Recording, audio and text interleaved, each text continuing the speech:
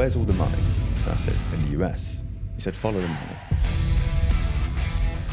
I often find that in businesses that you're as good as your people, right? You said to me a minute ago you lost 24 hours on the journey. Yeah, I'm certainly feeling it. One of the reasons that I like to travel internationally to our international offices is because you get to build relationships. You're a Brit who's moved to America.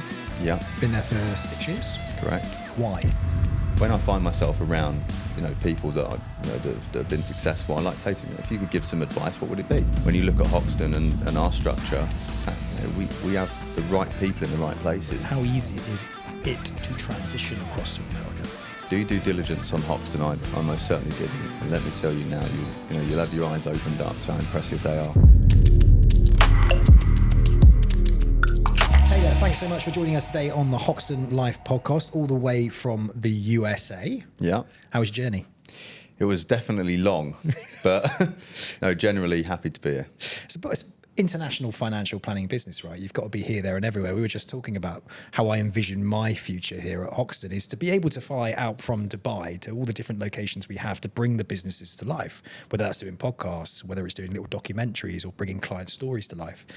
For me, I suppose one of the benefits of working for an international firm is the ability to get out there and travel the world, right? Right. But I think what people don't take into consideration is things like jet lag. Yeah. You just said to me a minute ago, you lost 24 hours on the journey. Yeah, I'm certainly feeling it. But no, you're right. It's exciting. And one of the reasons that I like to travel internationally to our international offices is because you get to build relationships, right, around the firm. And it's very important that happens in order to continue to move the business forward. You need to be spending time with people, and it's also can be good to get things done. To get on the ground, like head office, for example. I'm here in head office.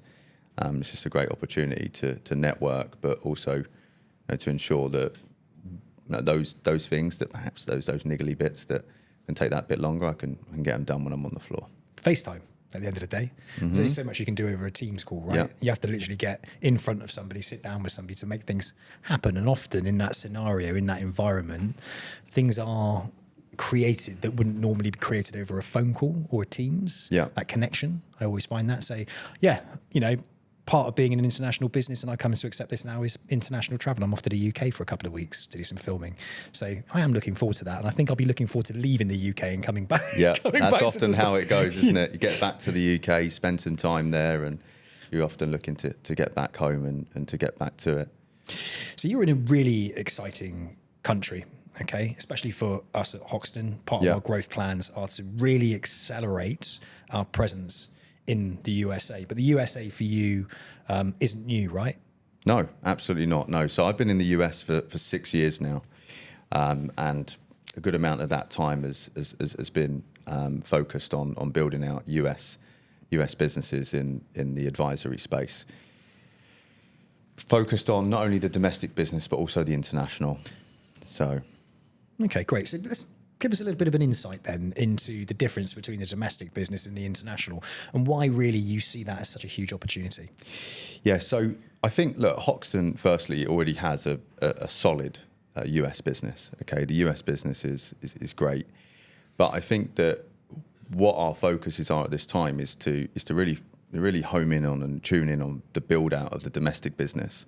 Okay, so we want to focus on building out the domestic business and equally continue to build out the international business, okay, which as you'll know is a very niche area for us, and generally in the US as well.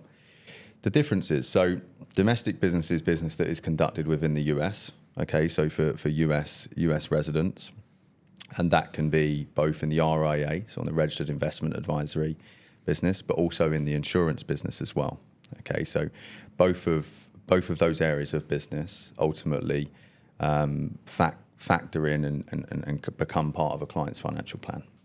Okay, so that's where we are in the domestic business, and then equally the same for the international business. That's going to be focused on predominantly individuals that may have spent time working in the US and then they've left to return back to their home country, but also individuals that are leaving the US. Okay, because as you'll know, there's more than ever people are moving outside of the US for various reasons, but in those in those cases, it's the same, right? We as a holistic financial planning firm, we're supporting those clients with general the investment advice, but then also with our products and solutions in the insurance space as well. Fantastic. Interesting to say about lots of people leaving the US. It seems to be a common theme really across most English-speaking countries now, the amount of people that are moving abroad. You said there was various reasons. What are some of the reasons you're coming up against when it comes to people actually wanting to move out of the US? Yeah, I think what you're finding now is that more retirees are leaving the US, and that can be because of taxation, cost of living, political reasons. I think those are really the three main areas, the drivers that are forcing people out of the US. But it's been tough historically, because if you look outside of the past 2 to 3 years, in the decade prior to that, it's been very difficult for a US connected, let's call them individual, when leaving the US to really manage their finances. That could be anywhere from opening a bank account through to managing their IRA. It's been very difficult. And the reason for that is compliance rules, but also really, I guess, because of the IRS. A lot of the time, institutions overseas have not had the experience or the exposure to understand how best to support those clients. But what we have found in the past 2 to 3 years, more so in that time, is that we are now in a position to be assisting those clients, and Hoxton as a business was on that train right from the beginning, and I believe that this business has by far the most superior product and service offering for international clients. So when we look at the advisor market in the US, right, how many advisors are there in the USA operating? Circa 300,000 domestically. Okay. And how many of those advisors really are opening themselves up to international opportunities? Is it common? I think I don't think it's much more than a handful. I remember having this conversation just recently with a good friend of mine who's in banking, and we was talking about that. And these advisors, they don't have the experience in that area of business, and I think that's what makes us attractive from a recruitment perspective, because more and more people are becoming aware of the flow of individuals that are leaving the US, and because of that, they see the opportunity that's there. But again, not something that the institutions that they're currently at are going to be able to work with, because it's not something that they've done or plan to do. You're a Brit. I am. Yeah. Who's moved to America. Yeah. Been there for 6 years. Correct. Why? I think for me, so it started out earlier in my career. I was travelling back and forth to the US to support training. There was acquisitions that were taking place, and I very quickly identified the opportunity in the US. People say it's the land of opportunity. It does sound a bit cheesy, but I think it stands true. And very quickly, I'd identified that that's where the opportunity is. And more so recently, it was going back 3-4 years ago now, I was actually traveling on business, and I sat down with somebody, and he was very successful. And I tend to, when I find myself around people that that have been successful, I like to say to them, if you could give some advice, what would it be? And this individual said to me, he said, where's all the money? And I said, in the US. He said, follow the money. Focus on the US. The US is where the business is. And I think to me that really resonated, because it's true. The opportunity is there. And it's also, in many ways, in our areas of business, such an underserviced market, which again, for our company that's got that ambition to grow and wants to focus on continued expansion, everywhere you look, it's just a great opportunity for us to continue to do so. So it's very exciting. So as a business, America's massive, right? Mm-hmm. So as a commercial director, you've got your sort of boots on the ground, and you're looking at all these different states, Yeah. where we currently are at the moment, and where perhaps we should invest time and energy in building an advisor base in those locations. Yeah. What is on the horizon then? Where are we looking to build these businesses out and serve clients? So I think our next office opening is likely going to be in Florida.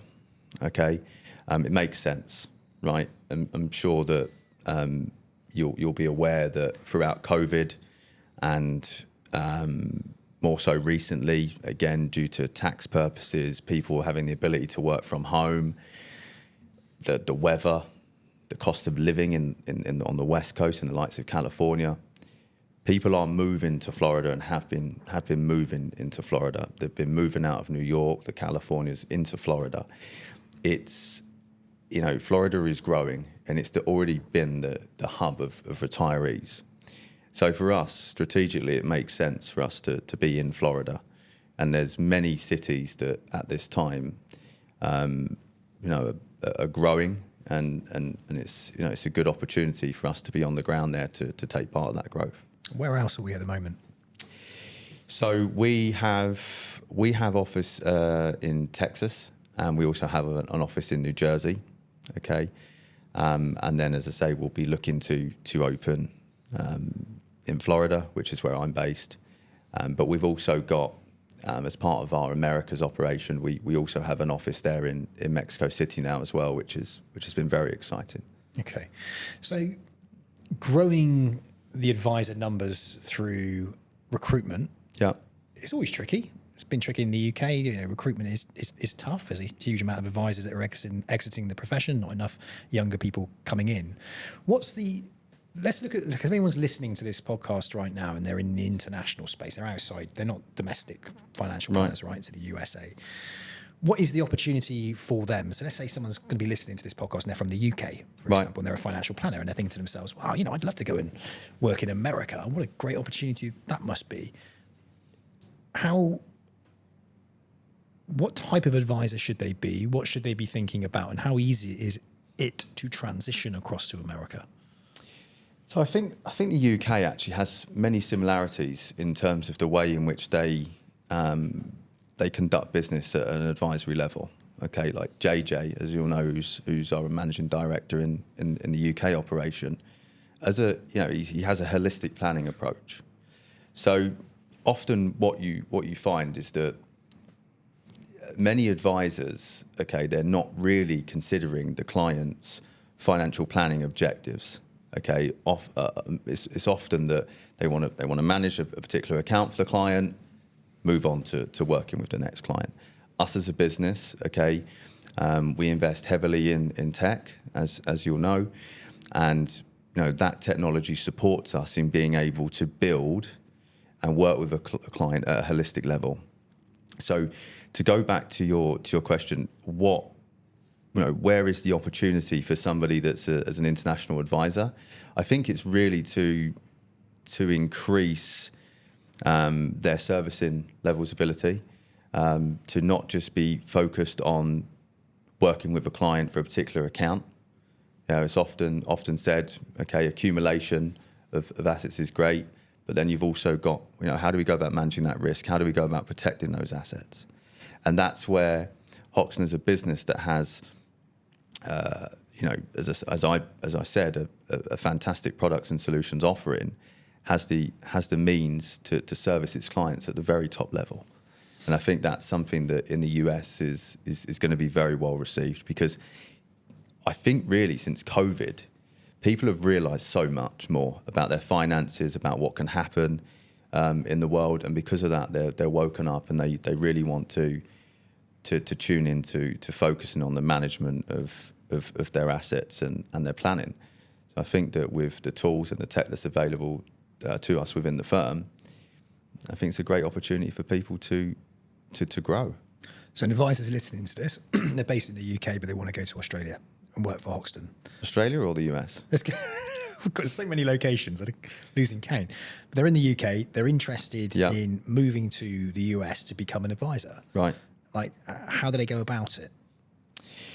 Okay, so first things first, Chris often will talk about the three core values that we have as a business. Okay, so we need to ensure that anybody that's coming into the business maintains those values. Okay, we are looking for top talent. Okay, we're looking for individuals that really are passionate about what they do, and they want to come in. They want to work hard.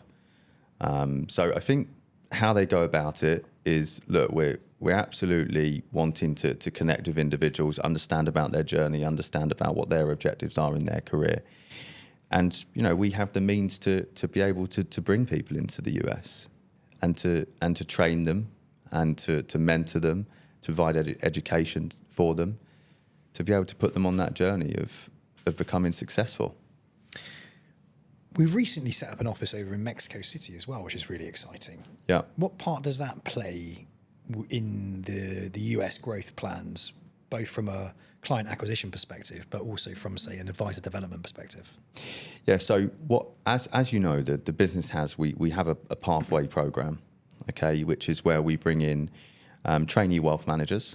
Okay, they go on a 3-year journey, and eventually, they step up into becoming a financial advisor. And the Mexico City office, much like what we have here in Dubai, is where our pathway program will be. Okay, so individuals will start out as assisting with the financial advisors in assisting their clients in new business transactions. So I guess really you could call it the sales hub, okay, for the Americas. And then they go on the journey to take themselves into the US. But the office is the office and the opportunity there in Mexico is an exciting one. I'm very much looking forward to seeing the growth in that office, because Mexico has so many Americans, again, so that's our area of specialty, working with Americans that are residing internationally. So we have opportunity there. But it's also got, access, it gives you access to LATAM. Okay, so from that, you can leverage that business and you can start to look to go into other areas throughout Latin America. Which is huge, right? Yeah, absolutely. And that market is ever growing. Individuals and clients are looking for that holistic financial planning. And again, we've got the products and solutions to be able to assist them. There's lots of... I was looking at Costa Rica, because my friend went to Costa Rica, and we went out to a wellness centre. Right. But like, he's going out, he was having a bit of a hard time. So we go, I'm going to go over to Costa Rica. There's a wellness centre out there. They've got doctors in it and all that kind of stuff. So he was he's a very high-end tech developer type individual. So he works at very stressed out. Yeah. So we went there anyway, spent, I think it was 2 months there. He hasn't come back. Okay. But so he's moved to Costa Rica. So I looked into Costa Rica, and it's like one of the it's on the happiness index. It's up there, right? Yeah. So as I was doing my deep diving into it, I could see also that a huge amount of Americans are moving there. Yeah. So is that quite common then? So Americans are moving to South Central America. So Costa Rica, I'm glad you mentioned it, because I'm a big fan of Costa Rica as well myself. I've spent some time there. It's a great place. But Costa Rica has been what is now, I would say, Portugal. So previously Americans were leaving the US and moving across to Costa Rica. There's a lot of US investors as well that do business in Costa Rica. But now I think that's shifted because of various tax incentives, again, cost of living, and amongst other reasons. It's now become more Portugal is really the place for retirees. But when you look at the numbers that are throughout Latin America, Mexico has more Americans than anywhere else in the world, or US-connected individuals, shall I say. But I think Portugal is the place at the moment. Why is that then? So they actually have, they had incentives. Okay, so visa programs that were very attractive for US citizens or US connected individuals.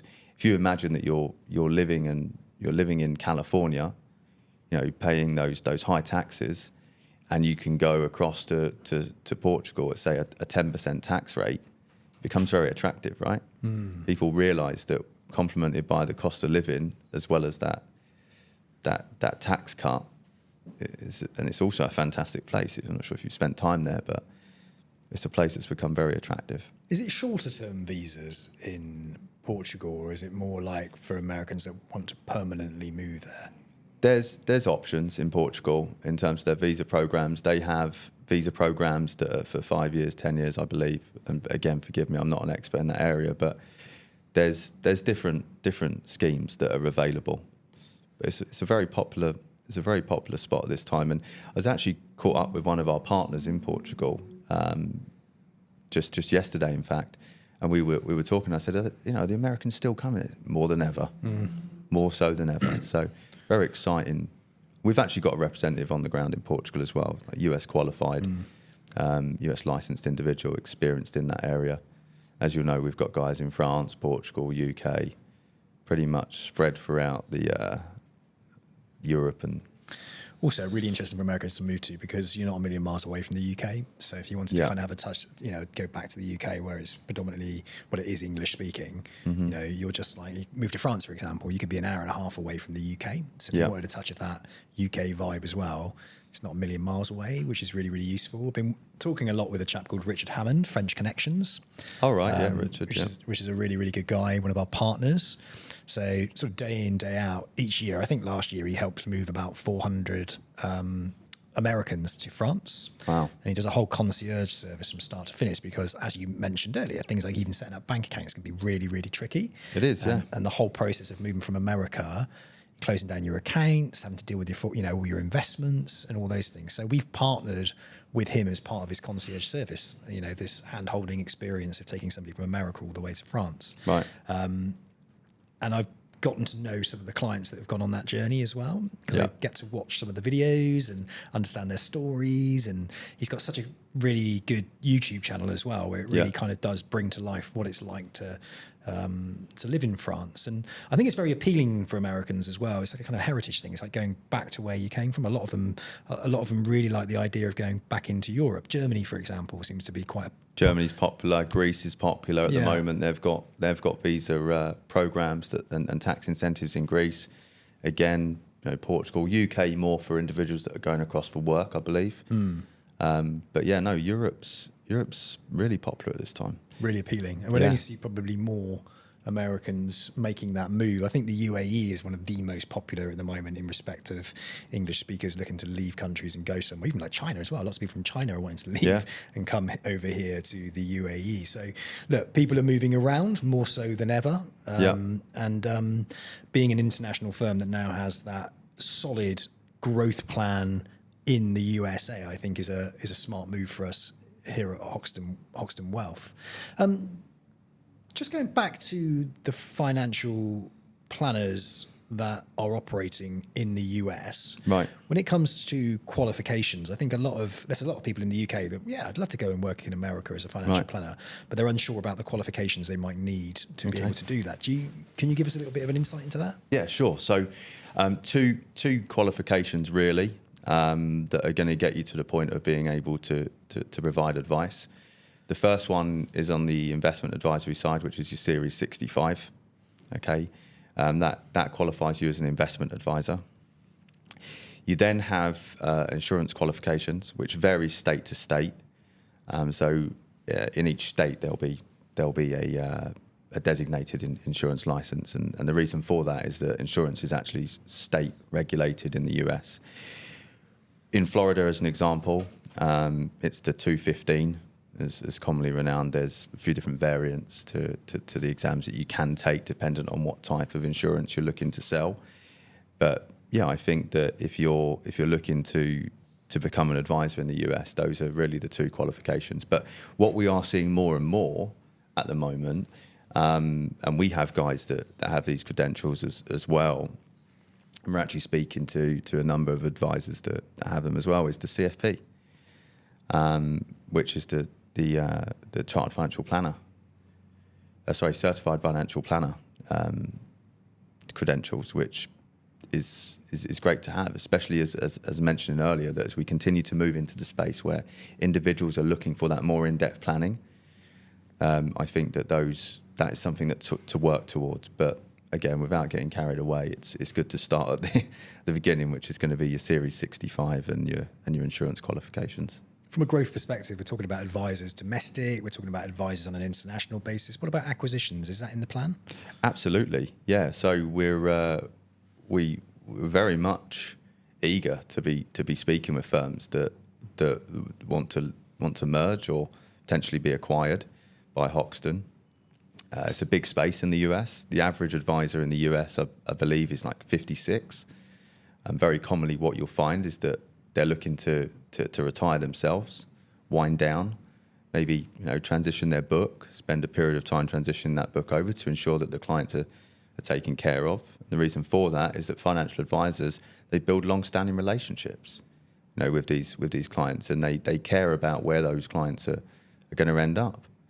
So yeah, I think that there's a lot of opportunity in that space. We are very active in, as you know, as a business in acquisitions, and we will continue to be in the US. Fantastic. So what's in store for 2025 then, Taylor? What are you looking forward to? I'm looking forward to much planned growth. Okay, I'm looking forward to getting into the offices with the team. And yeah, as I say, just generally just expanding the business, growing the business, and servicing clients, and being able to have a superior offering. I believe, and I stand by it. As I said, I'm a firm believer that we have the most superior offering in the market, anywhere from our tech to our products and solutions that we have available. And I'm looking forward to showcasing that and demonstrating that to our clients. Well, you've made a fantastic impact already in the US. No doubt you're going to have huge success in 2025 and beyond. I was just interviewing Chris Ball, who's our CEO, obviously, right, and he's super excited about the US, yeah, spending more time there, and looking at companies like Creative Financial Planning that are over there. Those types of businesses have done exceptionally well. Yeah. What have they done well? What can we do to learn from them? Yeah. And how can we make international really, really stand out in that US market and connect our advisors, connect the world, connect our clients? It's a huge opportunity. And one of the things you definitely said on there was the average age of the advisor in the US. I looked into that as well. We're up to 300,000 advisors, the average age being 56. That is a huge opportunity. It is. It's a huge opportunity. So position ourselves there when it comes to acquisitions or retiring advisors out there. They really should be considering us as a solid option. Yeah. Because it will also open them up to the international market as well. Because all of a sudden, perhaps they don't want to stay in the US. Maybe they want to go and live in France and become an advisor over in France, but continue servicing their US clients. Well, hey, presto, you can do that. Yeah. I might be biased, and perhaps I am, but Hoxton's a place to be, right? When you work with an advisor and you're bringing in an advisor into a business, I almost call it like the due diligence phase. We're getting to know them, they're getting to know us. Okay, do due diligence on Hoxton. I most certainly did, and let me tell you now, you'll have your eyes opened up to how impressive they are. I think that we have great foundations to grow our business in the US. You mentioned firms that have been successful in the US and that have grown quickly. When you look at Hoxton and our structure, we have the right people in the right places. And I often find that in businesses that you're as good as your people, right? And what we have at our firm, and one thing that I very much enjoy, is that in all areas of the business, we have the top talent. And everybody shares the same passion and a common goal, and that's success. So if you're one of them people, get on board. Fantastic. Well, Taylor, look, it's been absolutely brilliant getting to know you since you've joined the business. I'm thoroughly looking forward to working with you even further, helping grow the USA. And obviously awesome to see you over here in Dubai as well. Yeah, greatly appreciate it, Sam. Thank you for your time. Cheers.